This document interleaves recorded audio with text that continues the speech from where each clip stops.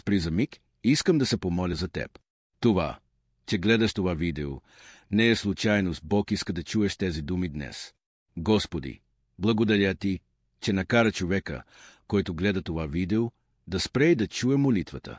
Господи, прости мен и целия мир от тези, които са били преди мен, в мен и чрез мен продължават.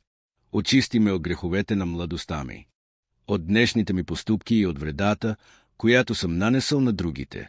Моля те, Господи, сними проклятията, бремето й, наказанието от душата ми и от душите на тези, които съм наранил. Помогни ми да възстановя разрушеното и да вървя по Твоя път без страх. Ти знаеш, че съм несъвършен, но Ти си моята надежда и моето спасение. Благодаря Ти за Твоята милост. И обещавам да споделя тази молитва с тези, които обичам.